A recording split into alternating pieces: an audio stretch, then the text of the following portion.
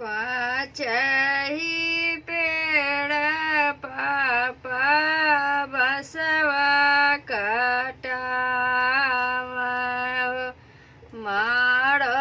छावा मजना कर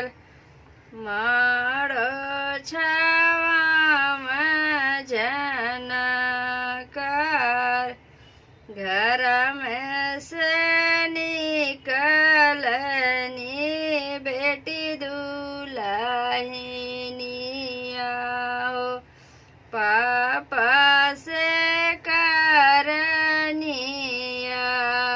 राज पापा से करनिया राज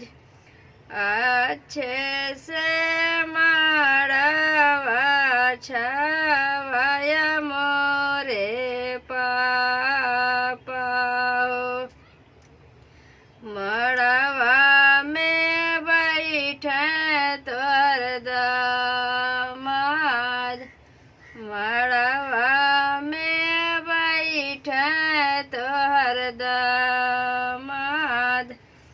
एक ओरिया बैठे पापा नैहर कालो गावा हो एक ओरिया सासुरे का लोग एक ओरिया बैठे पापा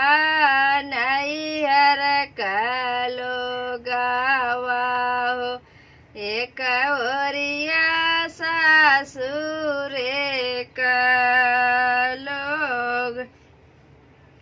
बीच मड़उआ में बैठे दुल्हे कवना रामा बीच मड़उआ में बैठे दुल्हे कवना रामा लगी जइया सूरज का जोत लगी जइया सूरज का जोत खोरवना बेटी दूधवा पिया वाली हो ओहू का दिहलू बिसराय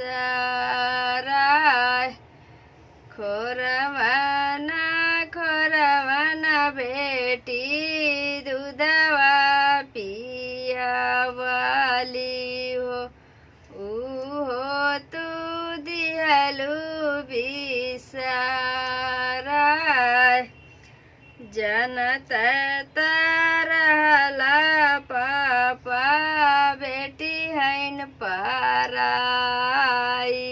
हो काहे के कैला मोर दुलार जनत तरहला पापा बेटी हैन पाराई हो काहे के कैला मोर दुलार। कैसा लगा दोस्तों ज़रूर सुनना, कमेंट करके बताना, हमारा भी सपोर्ट करो दोस्तों, हमें भी आगे बढ़ाओ।